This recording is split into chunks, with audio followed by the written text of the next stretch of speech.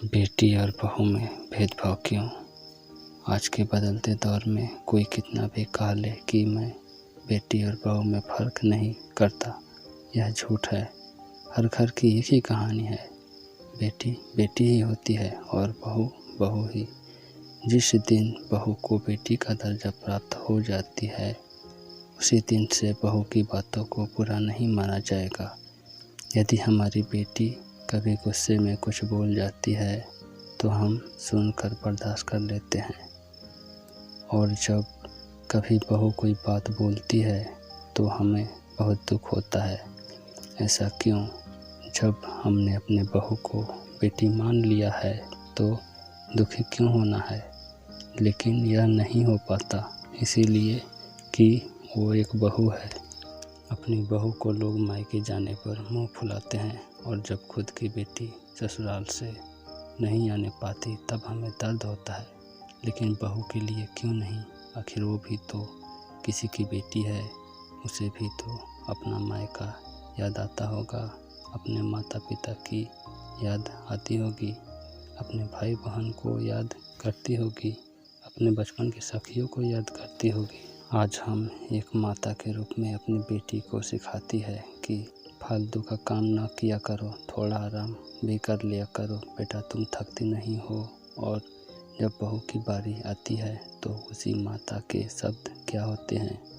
अरे बहुत जल्दी थक जाती हो, हमारे ज़माने में इस काम को कोई काम ही नहीं समझते थे, और आजकल की बहुएं किसी काम की नहीं, बस बनाओ खाओ इसी में परेशान रहती है।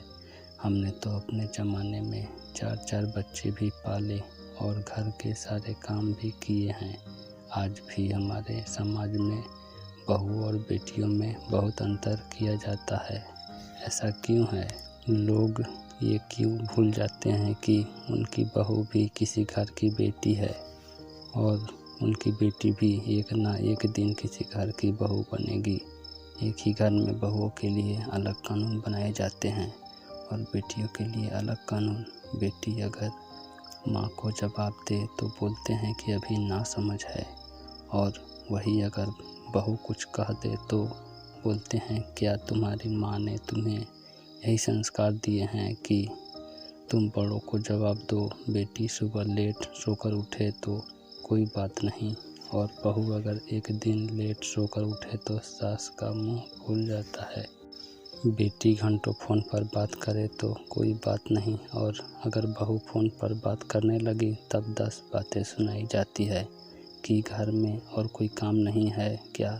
बेटी खुलकर हंस सकती है, नाच सकती है, गा सकती है, और बहू करे तो बेशर्म है। दामाद बेटी की मदद करे तो अच्छा लगता है, और बेटा अगर बहू की मदद करे तो जो रूखा गुलाम कहा जाता है। बेटी जीन्स पहने तो खुश होते हैं कि मॉडर्न फैमिली है, और बहू अगर सलवार सूट भी पहन ले तो बेशर्म लगती है। बेटी को ससुराल में अकेले काम करना पड़े तो चिंता होती है कि मेरी बेटी थक जाएगी, और बहू सारा दिन अकेले काम करे फिर भी बहू कामचोर कहलाए। बेटी की सास और ननद काम ना करे तो गुस्सा आता है, और जब वो अपने घर में बहू की मदद ना करे तो सही लगता है। बेटी की ससुराल वाले ताना मारे तो गुस्सा आता है। हमें इस मानसिकता को बदलना होगा। जब तक हम अपनी मानसिकता को नहीं बदलेंगे तब तक यह भेदभाव का पूर्ण व्यवहार बना रहेगा। खुद बहू के मायके वालों को ताना मारना सही लगता है।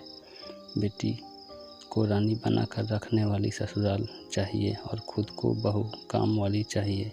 आजकल बहुत घरों में बहुओं पर तरह तरह के अत्याचार किए जाते हैं। उन्हें उनकी मर्जी से जीने का अधिकार तक नहीं दिया जाता। यहाँ तक कि कई बार तो दहेज के लालच में आकर उन्हें जान से मार दिया जाता है।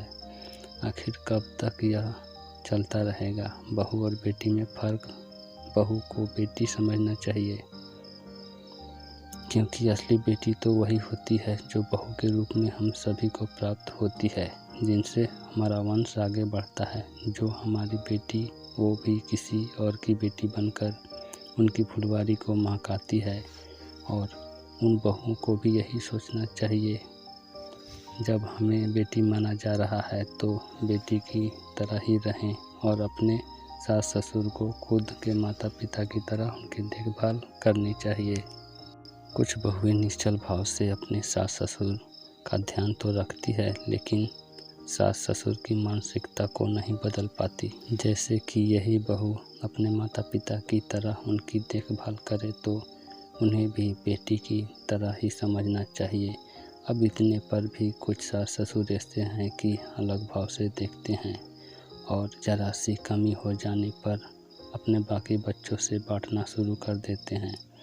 आप 10 अच्छाई करो तो कोई नहीं कहने वाला, और यदि एक गलती भूल से हो जाए तो कहने वाले 100 खड़े मिलेंगे। एक ही के कदम यदि आगे बढ़ेंगे तो कोई बात नहीं बनेगी। इसलिए दोनों को कदम बढ़ाना चाहिए एक ही दिशा में, तभी अच्छा तालमेल बनेगा और घर में खुशियाँ का भंडार होगा। अपनी सोच को बदलने मात्र से घर में अनंत खुशियाँ आती है।